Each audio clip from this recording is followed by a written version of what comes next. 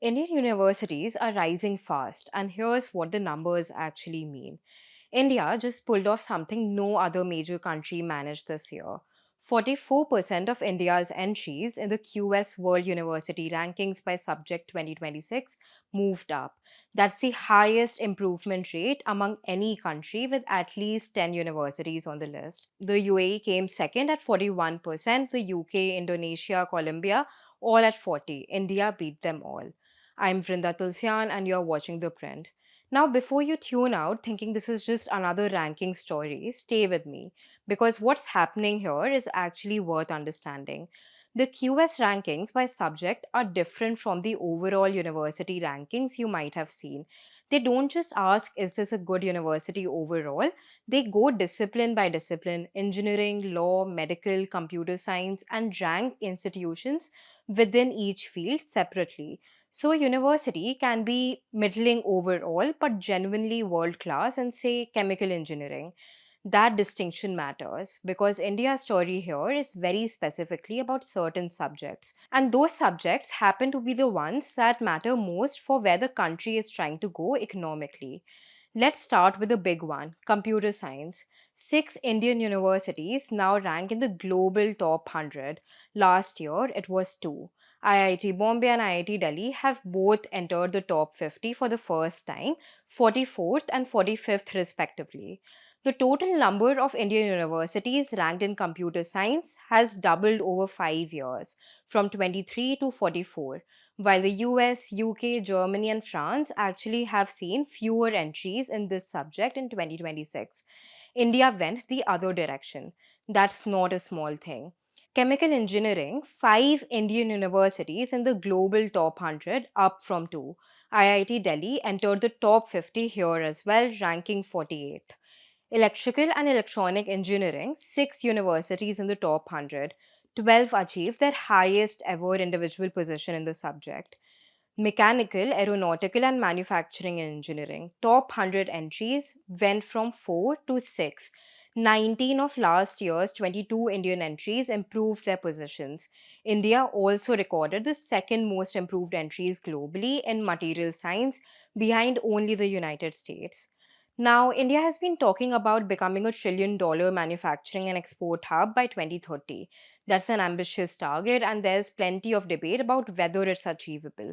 But if you're asking whether Indian institutions are producing the kind of engineering talent that could power that ambition, the rankings data at least is moving in the right direction. So, who is actually driving this? The IITs largely, no surprise there. These are government funded technical universities that have been around since the 1950s and have had decades of investment poured into them. IIT Bombay appears 30 times across the subject rankings, IIT Kharagpur 29 times, IIT Madras and the University of Delhi 28 times each. IIT Delhi had what the report calls the most complete single institution performance of this edition. Six top 50 positions across different subjects. It led India in chemical engineering, electrical engineering, mechanical engineering, and the broad engineering and technology category. Its ranking of 45 in computer science is its best ever in that subject. IIT Kharagpur debuted in petroleum engineering and immediately ranked 28th in the world. IIT Bombay entered the top 50 in four subjects simultaneously. But here's what arguably more interesting than the IIT numbers. Other institutions are starting to show up. Vellore Institute of Technology VIT entered the top 100 in computer science for the first time, ranking 86th. BITS Pilani jumped from 84th to 45th in pharmacy and pharmacology, entering the top 50. Several private universities are appearing in these rankings for the first time. The report notes that the IIT network seems to be converting decades of infrastructural investment into measurable global standing, but newer institutions are now broadening the competitive base beyond the traditional elite. That's significant because for a long time, the worry about Indian higher education was that quality was extremely concentrated. A handful of IITs and IIMs, and then a sharp drop off. That picture is slowly changing. Speaking of IIMs, business schools had a strong year too.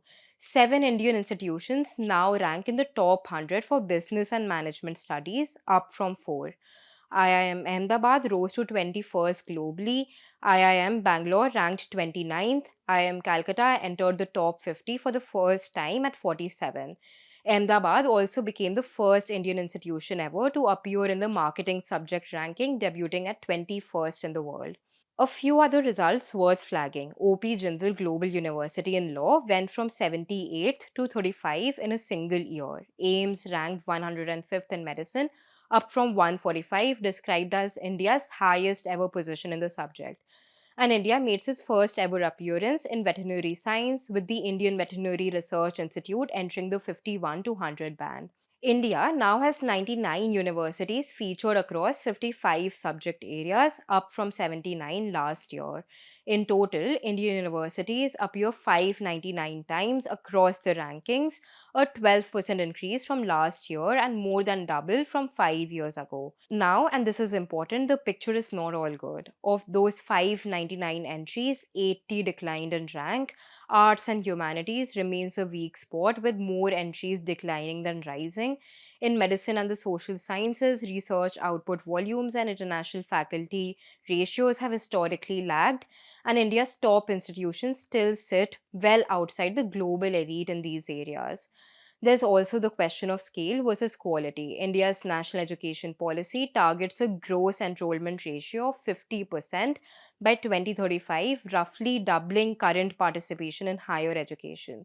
The report suggests that quality is advancing alongside scale, which is genuinely hard to pull off, but the test of that claim will come in the years ahead. What you are seeing right now is a system that is improving measurably across multiple subjects with a widening base of institutions. Whether that improvement is fast enough, deep enough, or broad enough to meet India's stated ambitions, that's a different and harder question. But the direction of travel, as the report itself puts it, is upward.